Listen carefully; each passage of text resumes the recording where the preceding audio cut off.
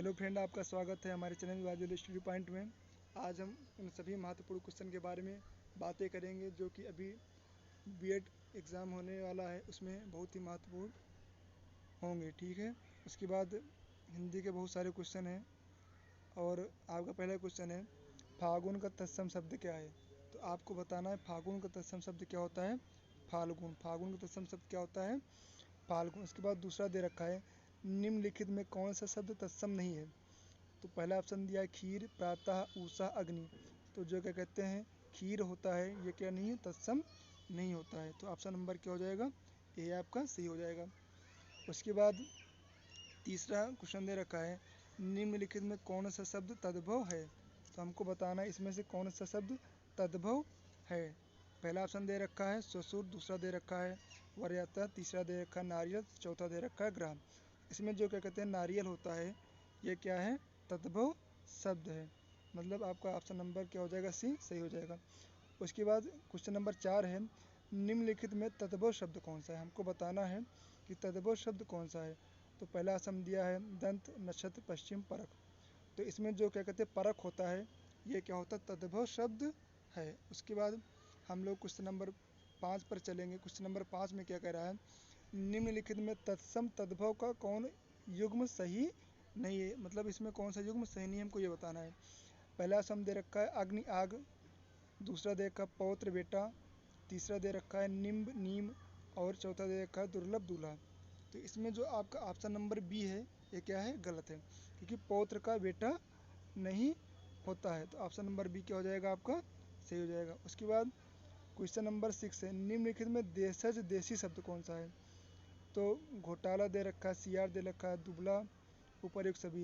तो वो लोग कंफ्यूज हो जाएंगे क्योंकि इसमें सीआर भी लगता है कि मतलब देशज शब्द है, लेकिन इसमें जो घोटाला है ये क्या है, देशज शब्द है। उसके बाद क्वेश्चन नंबर 7 दे रखा है, निम्नलिखित में कौन सा शब्द विदेशी है? तो हमको बताना है कि इसमें से कौन सा शब्द जो है वो विदेशी है। तो पहला असम दे रखा है लीची, दूसरा दे रखा है रिक्शा, तीसरा दे रखा है पादरी, चौथा दे रखा है उपयुक्त सभी। तो इसमें जो चारों ऑप्शन है वो आपके क्या है, सही है। मतलब चारों शब्द कौन से शब्द हैं, विदेशी शब्द हैं।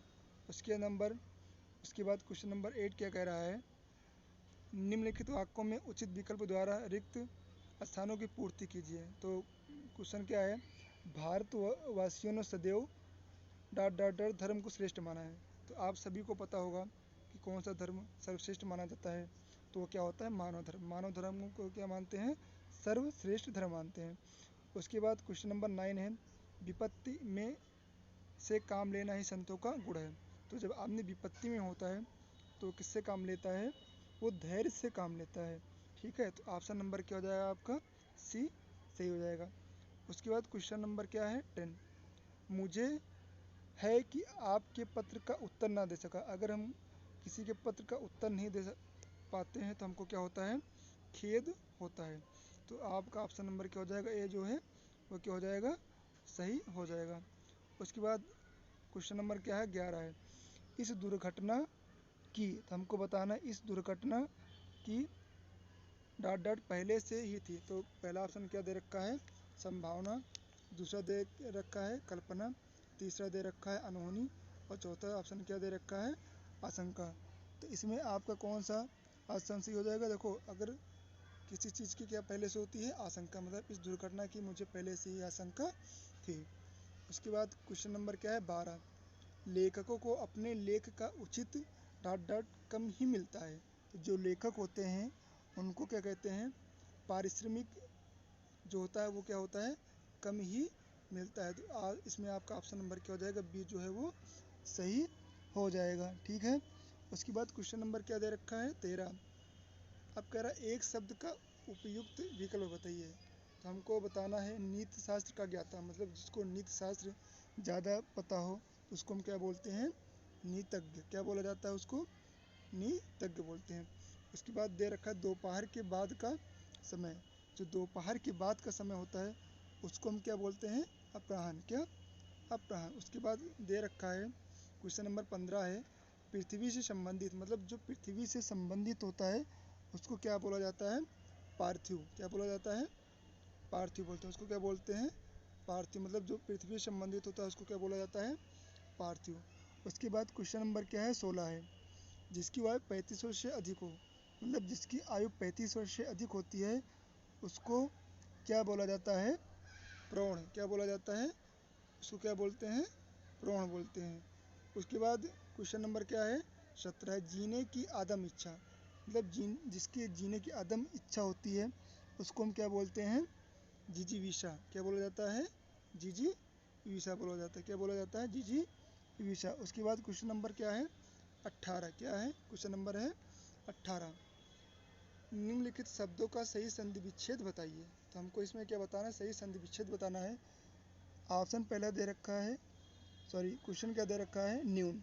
तो न्यून का संधि विच्छेद हमको बताना है। पहला ऑप्शन दे रखा है ना धन ऊन, दूसरा देखा है नी धन ऊन, तीसरा दे रखा है नी धन ऊन, और चौथा क्या दे रखा है? न धन अयून।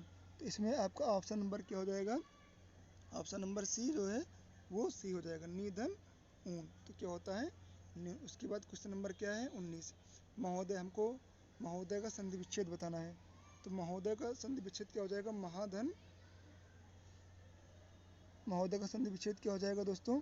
महाधन उदय। क्या हो जाएगा? महाधन उदय। तो ऑप्शन नंबर आपका डी क्या हो जाएगा? सही हो जाएगा। उसके बाद क्वेश्चन नंबर क्या है? 20। अत्यावश्यक। अत्यावश्यक का संधि विच्छेद हमको बताना है। अत्यावश्यक का संधि विच्छेद क्या होता है? अति धन आवश्यक। अत्यावश्यक का संधि विच्छेद क्या होता है? अति धन आवश्यक। उसके बाद क्वेश्चन नंबर क्या दे रखा है? 21। विसर्ग संधि में किसका मेल होता है? तो जो विसर्ग संधि होती है उसमें किसका मेल होता है?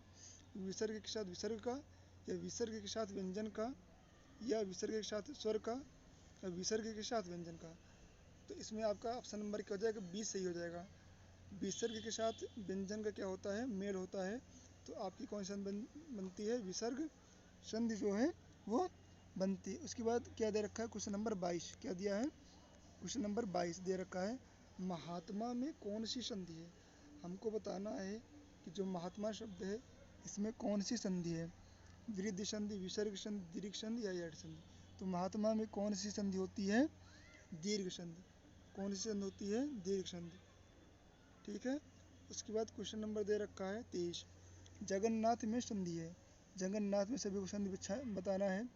तो जगन्नाथ में कौन सी संधि हो जाएगी? यड़ संधि, वृद्धि संधि, दीर्घ संधि, व्यंजन संधि। तो जगन्नाथ में कौन सी संधि हो जाएगी? व्यंजन संधि। जगन्नाथ में कौन सी संधि होती है? व्यंजन संधि। उसके बाद दे रखा है सदैव में संधि है। सदैव में हमको बताना है कि कौन सी संधि है। तो इसमें सभी को पता होगा कि जिसमें डबल मात्राएं होती हैं उसमें कौन सी संधि हमेशा होती है? वृद्धि संधि। तो इसमें कौन सी संधि है? वृद्धि संधि। मतलब क्वेश्चन नंबर 24 में आपका कौन सा ऑप्शन सही हो जाएगा? पहला। सदैव में कौन सी संधि है? वृद्धि संधि। उसके बाद क्वेश्चन नंबर 25 दे रखा है, निम्नलिखित शब्दों में समास बताइए। अब हमको क्या बताना है? समास। क्वेश्चन नंबर 25 क्या दे रखा? लेन देन। हमको लेन देन में समास बताना है। तो लेन देन में कौन सा समास होता है? द्वंद्व समास। कौन सा समास है? द्वंद्व समास। तो लेन देन में आपका कौन सा समास हो जाएगा? द्वंद्व समास। उसके बाद दे रखा है क्वेश्चन नंबर 26, कमल नयन। हमको बताना है कि कमल नयन में कौन सा समास है। तो कमल नयन में कौन सा समास है? कर्मधारय समास। कमल नयन में कौन सा समास है? कर्मधारय समास। उसके बाद क्वेश्चन नंबर क्या दे रखा है? 27 क्या दे रखा है? चौराहा। मतलब चौराहा में आपको बताना है कि कौन सा समास है। तो चौराहा में कौन सा समास है? द्विगु समास है। द्विगु समास क्या होता है? संख्यावाची इसको बोलते हैं। तो चौराहा में कौन सा समास हो जाएगा आपका? द्विगु समास। उसके बाद क्वेश्चन नंबर क्या दे रखा है? 28, राज दरबार में तत्पुरुष समास का कौन सा भेद है? अब तत्पुरुष समास का हमको कौन भेद है ये बताना है। तो राज दरबार में तत्पुरुष समास का कौन सा भेद है? तो इसमें कौन सा भेद है? संबंध तत्पुरुष। इसमें क्या बता रहे हैं? संबंध बता रहे। तो इसमें कौन सा ऑप्शन सही हो जाएगा? ऑप्शन नंबर सी क्या हो जाएगा? सी हो जाएगा। उसके बाद क्या कह रहा है? क्वेश्चन नंबर 29 में मृगनयन समास का विग्रह। हमको मृगनयन समास का क्या बताना है? विग्रह बताना है। तो हमको बताएंगे सभी लोग, इसका विग्रह क्या हो जाएगा? मृग के समान नयन। मतलब मृग समान नयन जिसका होता है उसको क्या बोला जाता है? मृग नयन। उसके बाद क्वेश्चन नंबर आपका क्या है? 30। क्वेश्चन नंबर 30 ये कह रहा है कि किस समास में शब्दों के लिंग, वचन और अर्थ अंतिम पद के अनुसार होते हैं। तो इसमें कौन सा समास होगा, सभी लोग बताएंगे। बहुब्रीहि समास, तत्पुरुष समास, कर्मधारय समास या अव्ययभाव समास। तो इसमें बी ऑप्शन नंबर क्या हो जाएगा, सही हो जाएगा। इसमें कौन सा समास होता है, तत्पुरुष समास होता है। ठीक है। उसके बाद क्वेश्चन नंबर क्या दे रखा है, 31। निम्नलिखित में कौन पुल्लिंग है, हमको बताना है कि कौन सा इसमें क्या होता है, पुल्लिंग है। तो ओस, साधना, वसंत, भक्ति। तो इसमें कौन सा शब्द पुल्लिंग है, जो वसंत शब्द होता है ये क्या होता है आपका पुल्लिंग शब्द होता है। तो इसमें क्या हो जाएगा आपका नंबर सी क्या हो जाएगा, सही हो जाएगा। उसके बाद क्वेश्चन नंबर क्या है आपका 32। 32 क्या है, हमको बताना है पुल्लिंग स्त्रीलिंग युग में कौन सा सही नहीं है। तो आत्मज का आत्मड़ी, ठीक है, आत्मज का क्या दे रखा है, आत्मड़ी। प्राचार्य का प्राचार्य, शिक्षक का शिक्षिका, लाला का ललायन। तो इसमें आत्मज का आत्मड़ी नहीं होता है, मतलब आपका ऑप्शन नंबर 1 क्या हो जाएगा, गलत हो जाएगा। उसके बाद हम नेक्स्ट क्वेश्चन पे चलेंगे। नेक्स्ट क्वेश्चन कह रहा है निम्नलिखित में किस शब्द का बहुवचन नहीं होता। तो हमको बताना है इसमें कौन सा शब्द है जिसका बहुवचन नहीं होता। तो पहला ऑप्शन क्या दे रखा है, छात्र। दूसरा क्या दे रखा है, गली। तीसरा दे रखा है कथा। और चौथा क्या दे रखा है, आंसू। तो सभी लोग बताएंगे इसमें कौन सा आपका ऑप्शन सही हो जाएगा। तो ऑप्शन इसमें क्या हो जाएगा, डी। डी जो होता है कभी भी बहुवचन में प्रयोग नहीं होता है। तो सभी को पता होगा कि जो आंसू शब्द होता है वो बहुवचन नहीं होता। तो मतलब आपका ऑप्शन नंबर डी क्या हो जाएगा, सही हो जाएगा। अब उसके बाद हमको इसमें से वो बताना है कि मतलब जो शब्द क्या हैं, सही हैं। इसमें वही हमको बताने हैं जो शब्द अपने स्थान पर सही प्रयुक्त हुए हैं, हमको उन शब्दों को बताना है। तो क्वेश्चन नंबर 34 में क्या है, जो जो आपने काम कहा वह मैंने कर दिया। दूसरा क्या दे रखा है, जो काम आपने कहा वह मैंने कर दिया। तीसरा क्या दे रखा है, जो आपने काम कहा वह सब मैंने कर दिया। और चौथा क्या दे रखा है, जो आपने काम कहा वही काम मैंने कर दिया। तो आपका 34 में कौन सा सही हो जाएगा, 34 में ऑप्शन नंबर क्या हो जाएगा, बी। जो बी क्या है ये सही हो जाएगा, जो काम आपने कहा वह मैंने कर दिया। तो इसमें आपका ऑप्शन नंबर बी क्या हो जाएगा, सही हो जाएगा। उसके बाद क्वेश्चन नंबर क्या कह रहा है 35। पुलिस को देखकर चोर 9-2-11 हो गया। पुलिस को देखने के बाद चोर भाग गया। पुलिस को देखते ही चोर 9-2-11 हो गया। चोर पुलिस को देखते ही भाग खड़ा हुआ। तो इसमें आपका कौन सा ऑप्शन सी हो जाएगा, सभी लोग बताएंगे। 35 में क्या हो जाएगा आपका सी।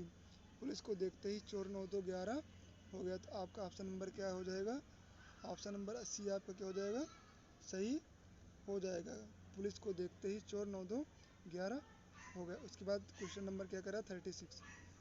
हिंदी उपन्यास के सम्राट हैं प्रेमचंद्र। प्रेमचंद सम्राट हैं हिंदी उपन्यास के सम्राट प्रेमचंद्र हैं। प्रेमचंद हिंदी उपन्यास के सम्राट कहे जाते हैं। तो सभी लोग बताएंगे इसमें कौन सा ऑप्शन सी हो जाएगा। तो इसमें ऑप्शन नंबर डी क्या हो जाएगा, सही हो जाएगा। ऑप्शन नंबर डी इसमें क्या हो जाएगा, सही हो जाएगा। प्रेमचंद हिंदी उपन्यास के सम्राट कहे जाते हैं।